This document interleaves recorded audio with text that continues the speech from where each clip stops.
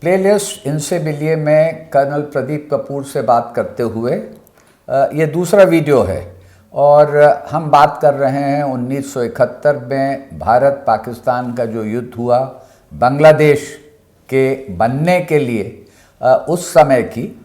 ये ध्यान रखें हमारे व्यूअर्स जो हैं कि हम ये लड़ाई की मिलिट्री हिस्ट्री नहीं बता रहे, लेकिन 21 वर्ष से कुछ अधिक एक सेकेंड लेफ्टिनेंट प्रदीप सक्सेना हैं जो कि 82 लाइट रेजिमेंट के हैं। उनके पास पूरा जोश है और उस जोश का एक कारण यह है कि उन्होंने ट्रेनिंग की है, मुस्तैद हैं और 6 मॉर्टर्स 6 तोपें उनके पास हैं 120 मिलीमीटर की।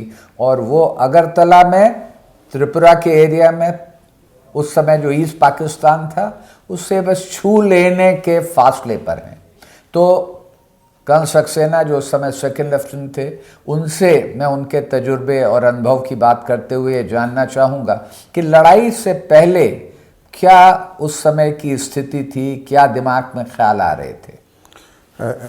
General Nilendra, when we went there to deploy in the Salda Nadi pocket area, we crossed many camps in which the refugees were streaming in from East Pakistan. You could see the plight of all the refugees firsthand, and whatever news we had heard or seen on television, you could see them live. That was one thing which actually shook most of us up, because one could never imagine the magnitude of the problem which was being inflicted on the people of East Pakistan. Having said that, when we deployed, we were determined to do as best as we could, and you will be surprised, at that time we had got orders to fire in retaliation if fired at. I repeat, मतलब कि अगर पाकिस्तान हमला करेगा तभी आपने जवाब देना है। So that was the thing, that was the cue for me to fire, open fire if I was fired upon. So opposite us in Kaspa, there was a Pakistani field battery which had 105 mm Italian equipment, as it was called, and on 25th June was the first day when they fired at us.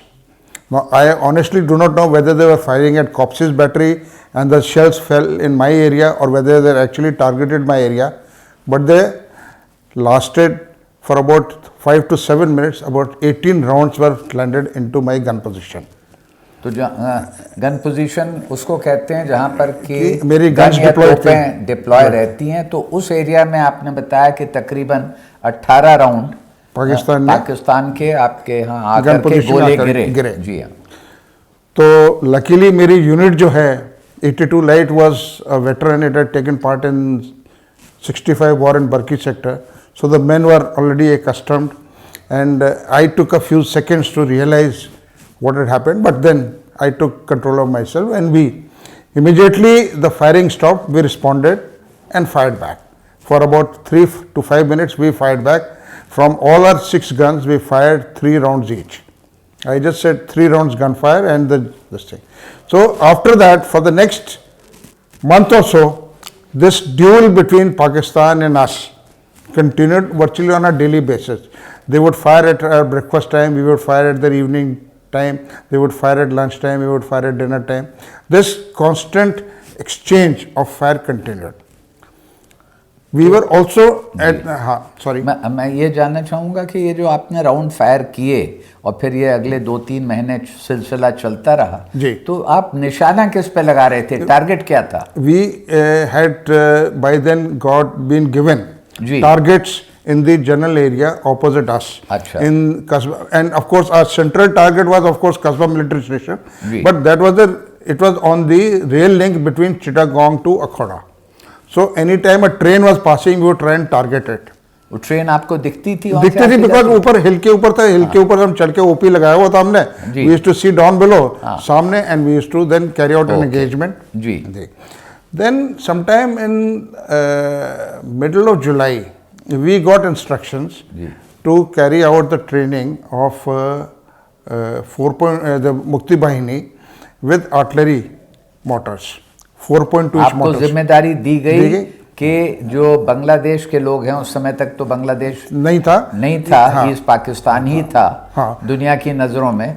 तो वहाँ के east Pakistan के जो लोग थे उनको मुक्ति बाहिनी बोलेंगे। हाँ, उनको मुक्ति बाहिनी। तो उन लोगों को आप तोपची बना रहे थे, आर्टिलरी की ट्रेनिंग दे रहे थे। तो हमारे कोर्समेट कॉप्सी ने जो था वो 3.7 इंच से उनको रेस किया था। That was the first Mujib battery. मेरी बैटरी ने सेकेंड मुजीब बैटरी जो थी इक्विप्ड विथ 4.2 इंच मोटर्स, उससे किया था, क्योंकि in 65 war my unit was equipped with 4.2 inch mortars. तो हमारे पास ऑलरेडी ट्रेन मैन पावर था। नाउ इसके अंदर actually there were 3 categories of people in the Mukti Bahini who needed to be expose to. One were who are already trained जी, army people from the east Pakistan army जो defect किया था जी। तो second were the paramilitary organisations जी, who had some military training but not the time which is required for artillery.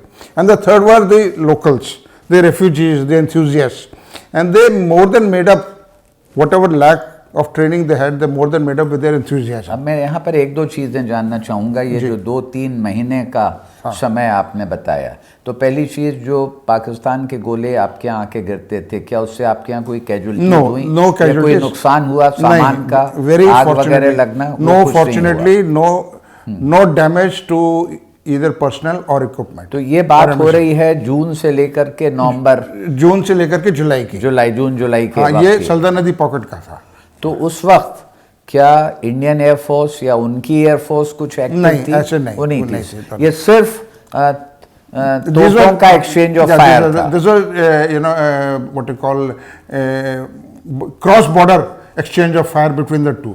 अच्छा, movement आपका नहीं हुआ था, गन पोजीशन भी चेंज नहीं हुई थी, वहीं पर रह वहीं पे थे हम। और किस तरह का आप लोगों का मनोबल क्या था, मोराल क्या था? We were very excited. We were looking forward to the breakout of war if it ever took place, because at that time we did not know whether war will break out or whether it will only remain confined to the और जब ये जवाबी आप गोलाबारी करते थे तो ये सिर्फ आपकी क्यूबेक बैटरी थी या पूरी रेजिमेंट करती थी? डिपेंड करता था।